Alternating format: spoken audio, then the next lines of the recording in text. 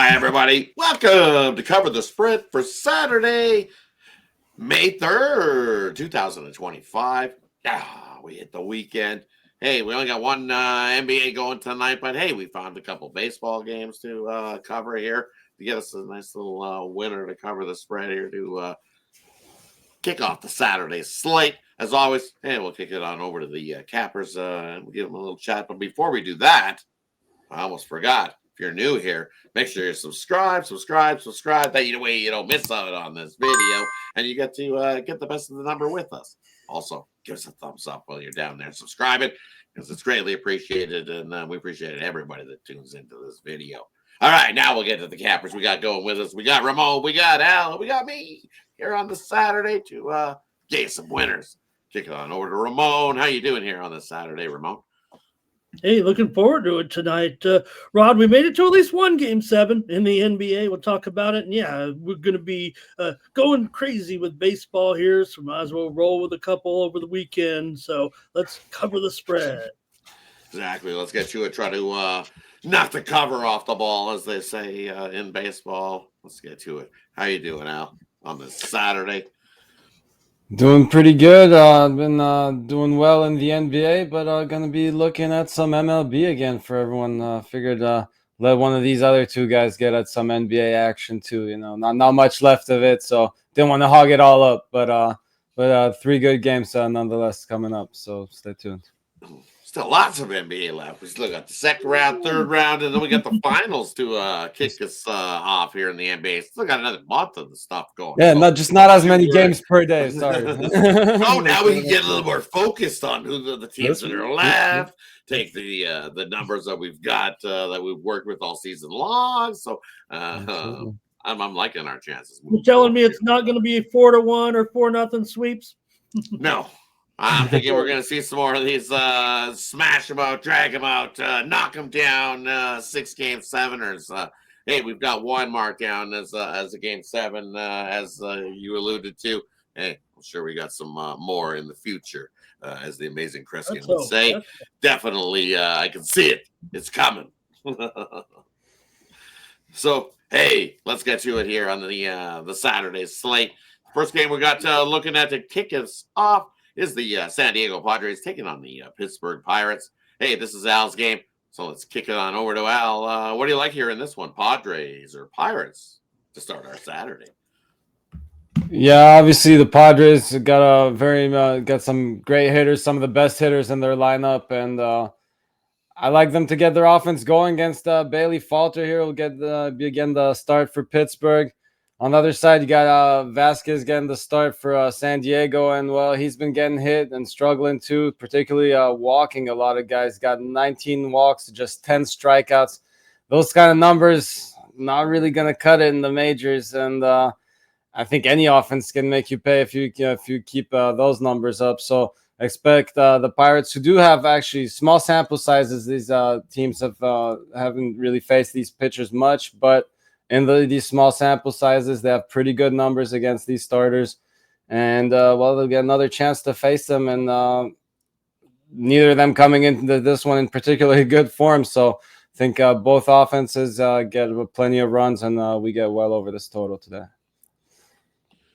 Heading on over to Ramon. What do you like here in this one, Padres or Pirates on Saturday?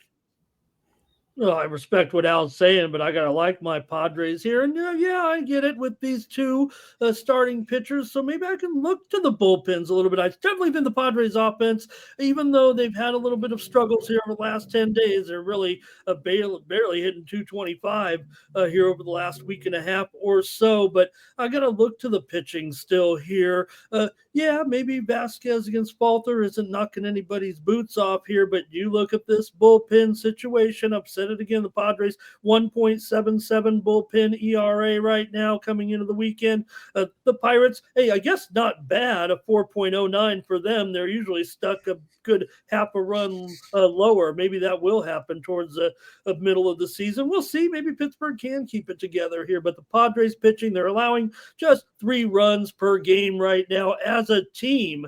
Meanwhile, that's a full run and a half better than the Pirates pitching staff. So I'm going to go ahead and go out on the run line line here with the Padres. You might even get a little plus money here on the road. Give me the Padres here. They're getting a little bit healthy here. Yeah, they're still missing Jackson Merrill, but Pirates offense averaging just 3.8 runs per game at home. I still think the Padres get it up and over here with that run line. Give me the Padres minus a run and a half on Saturday night. Yeah, we're definitely all over the board on this one. Randy Vasquez on the mound. Yeah, he's giving runs up all over the place, hits, walks, as Al's alluded to. And when you look at the offense on both these teams, it's the Pirates offense that's been the better over the last smaller sample size of, say, 5-10 games. It's them that have been hitting about 270, I see here on numbers wise. And as Rowan alluded to, the Padres offense hasn't been good. Well, at least they got somebody back from an injury, right? So that probably will help. When you look at the little short sample size, we know what the Padres were doing to kickstart the year, and they were like smashing the cover off the ball. And then some injuries came in. But this Pirates, that's the scary part here, taking the Pirates, is that bullpen. As Ramon alluded to, it's not the greatest bullpen. You're looking their numbers. Definitely have not been the greatest. But if you look at his games over the last couple, he hasn't been awful. He got rocked by the Dodgers. I'm going to X that one out because there's a lot of pitchers that can get rocked by the Dodgers and have those lopsided score stats on the scar. But the two before that, they weren't horrible. They were definitely servable. He got a no decision and a win, and looked pretty good in those couple starts. So we can get the Faulkner doing that type of numbers. Well, you never know. This game could be a lot closer than you think. So I'm going to take the Pirates plus the 1.5. Might have to lay a little bit of juice with that. I'm going to say probably a minus 130, 140 or so. Yeah, I'm going to take the Pirates plus the 1.5. I think it's close. We've seen it before, especially with Vasquez. I think the last time these two teams met, it was a 7-6 win. I think the Padres did get the win, but it was a 7-6 win in that matchup. That wraps up the first one we looked at in today's MLB. Hey, let's kick it on over to Arizona, taking on these Philadelphia Phillies. Hey, look, Nola's on the mound. And, hey, there's one thing that we've all been doing and jumping aboard the fade the Nola train because, hey, it's been paying off so far this season. You look 0-5 to kick off his year. Hey, give it to him. He pitched half decent last time, but he got the no decision. Still giving up way too many hits. It's just, I look at the numbers and go, how does this guy still have a job? And yeah, maybe I've been a little hard on fade that because he's been rolling along. Maybe he got the memo. He's like, hey, some guy's fading you. You better not be doing that because it definitely hasn't turned out so well, me fading that. So better get on the fade that train because I'm going to jump on Arizona here in this one. You'll probably get a good plus price on Bailey, or on Brandon Fad in that one because hey, look what he's been doing. Look at his numbers, been rolling along. 5 straight wins, hasn't given up more than 2 earned runs in his last 4 starts. Yeah, give me Arizona over the Philadelphia Phillies and Nola. Continue to fade Nola. That's been very profitable. Kick on over to Ramon. What do you like here in this one? Arizona or Philadelphia?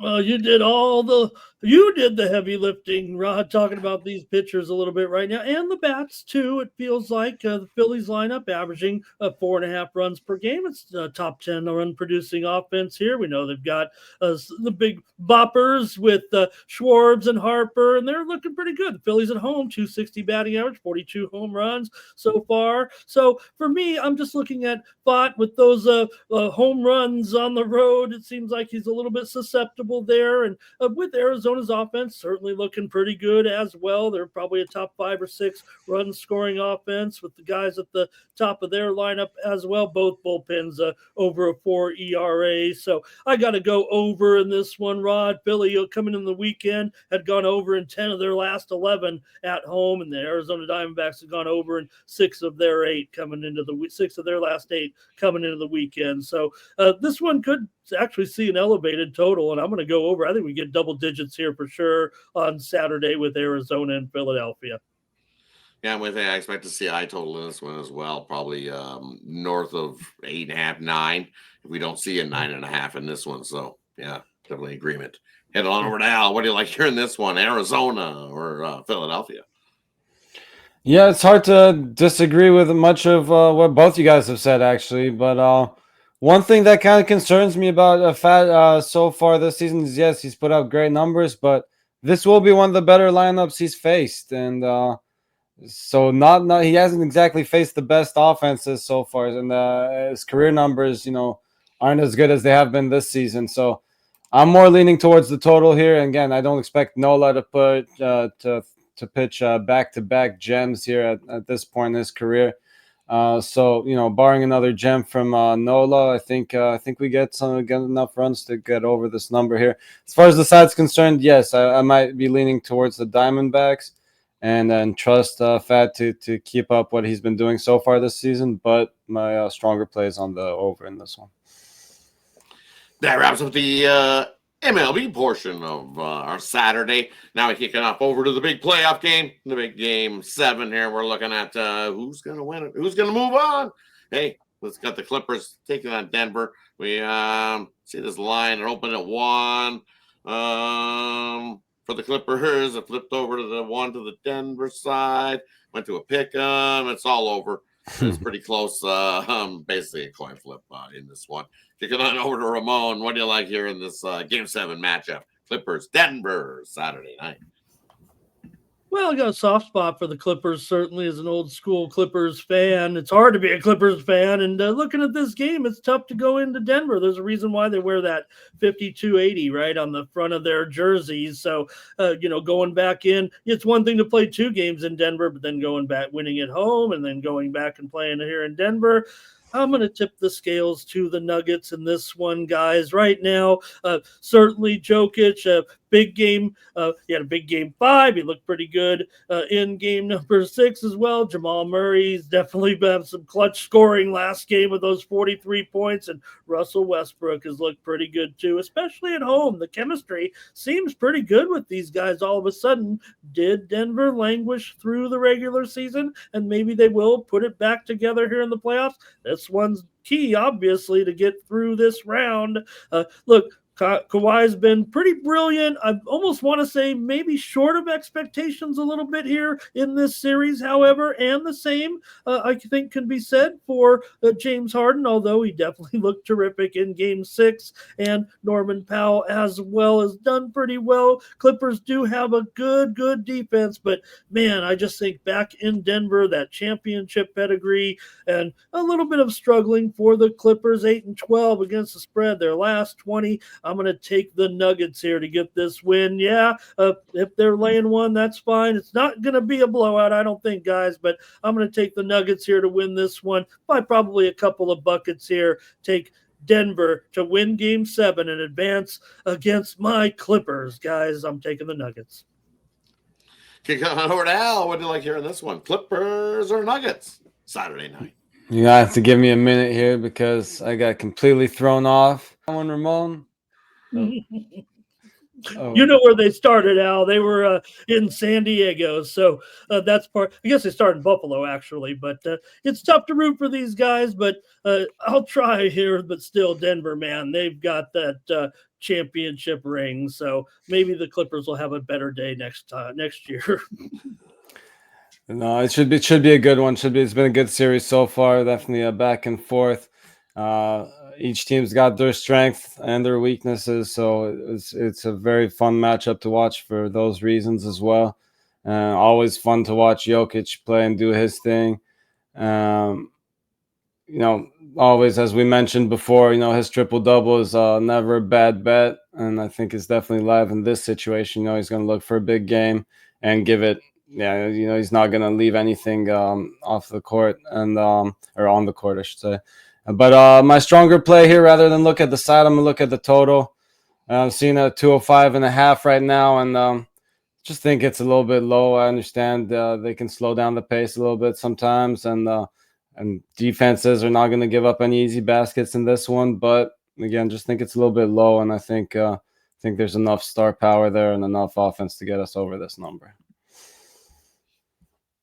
And for me, looking at this matchup, definitely going to be a good game. And I definitely have a little bit of a soft spot over here for for somebody named Kawhi. So hey, he brought us the nation up here in Canada a championship. We all remember the that last second three in the corner that went doink, doink, doink, doink, doink, doink, doink. Yeah, right. It's one of those ones that everybody remembers seeing him put in. We're gonna see one of those tonight. We could. Would we love it? Of course we would. Sitting on the edge of the seat, waiting for the last second shot.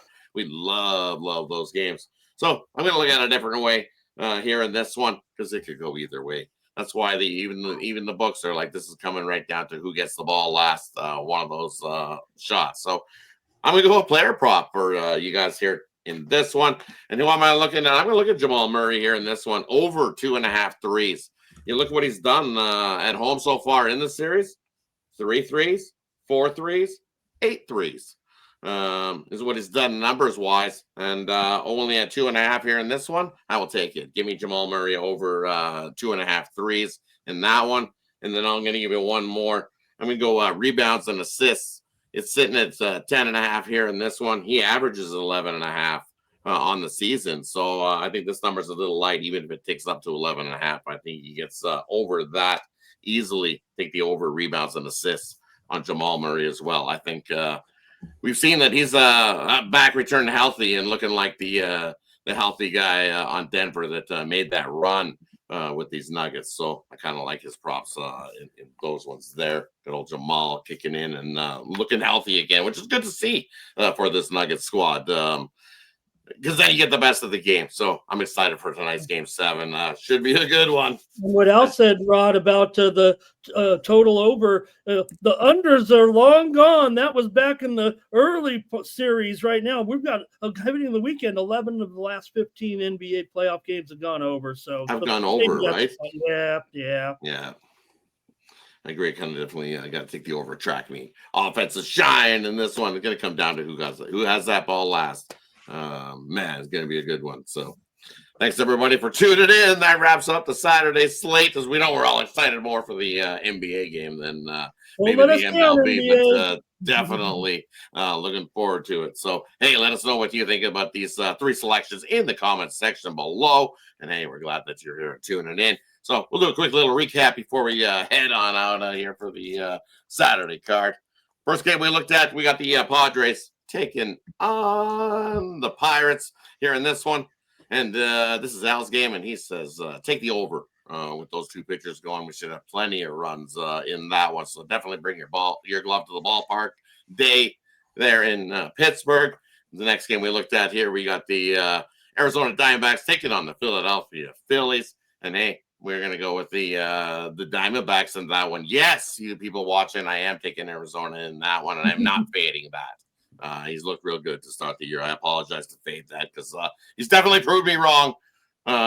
Continue your kicking butt, fade that. Let's get us a winner. And then the last one we got Ramon's game in the big game 7 here in this one. And he says take the Nuggets to get the job done over his Clippers in this one on Saturday night. Thanks everybody for tuning in. Appreciate each and every one of you. Let's have a great Saturday here in these 3. Let's get it. As always, what are we doing here? Let's cover the spread.